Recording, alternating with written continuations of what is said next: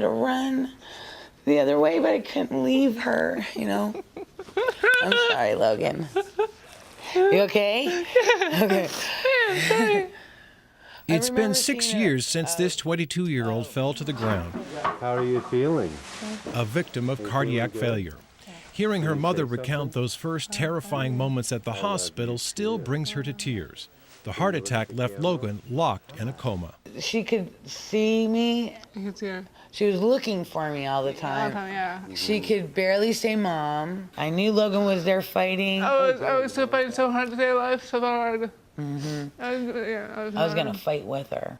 Logan's battle was a long one. Hard. Oh yeah, there was a lot of crying days. Lots. Because in her head, she knew how to write, but her body wouldn't do it. I learned how to walk, how to talk, how to eat, how to drink, how to do the computer, how to spell, read, write, and all. You're brushing your own teeth now. Wow, Logan. And she did. But Logan wasn't content to just learn the basics. She wanted her old life back and the independence she knew as a teen. Things like putting on makeup.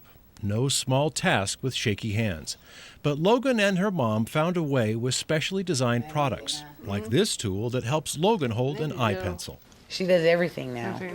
And that was huge for Logan and I. It took years for Logan to find the things that helped her feel just like every other young woman. What she didn't find was a resource for young people with disabilities. So she created her own in the form of a magazine.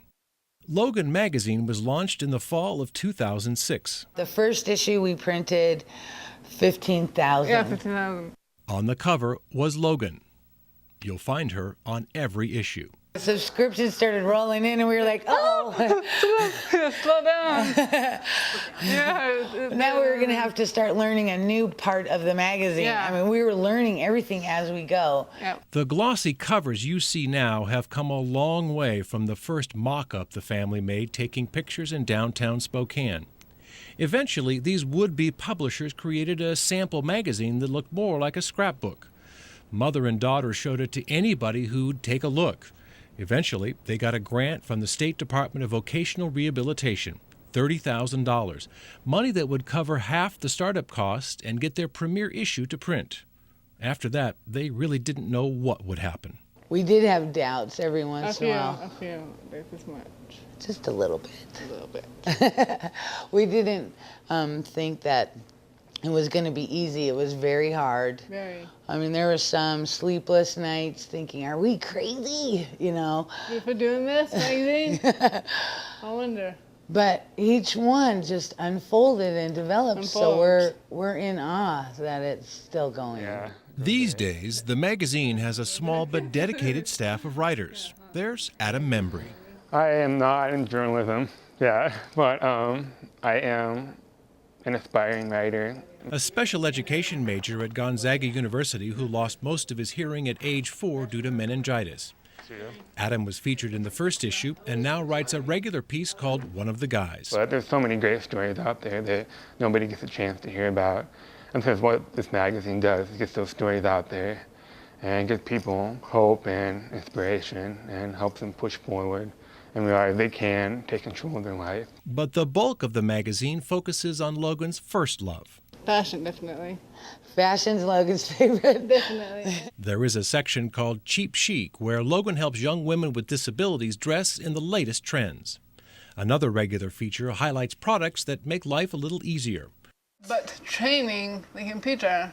One product Logan could not live without is the voice recognition software that allows her to sit at a computer and write. Usually works for speech recognition. It helps Logan keep up with all the emails and letters she gets from young readers inspired by the magazine. I'm sorry to hear they had a heart attack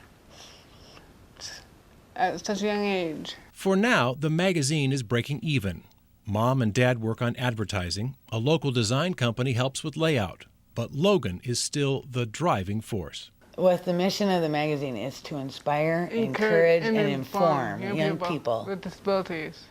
Yeah, and how to live a life well. Still, to this day. With each issue, the magazine grows a little more, its reach widens. The spring issue, we're going to be doing a story for the first time outside of the United States. One day, Logan hopes to publish every month and reach hundreds of thousands of readers.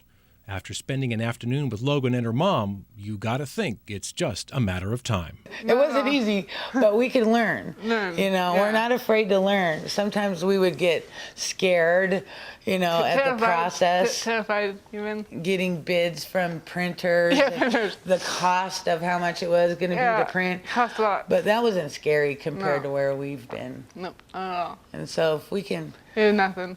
this was nothing. Nothing.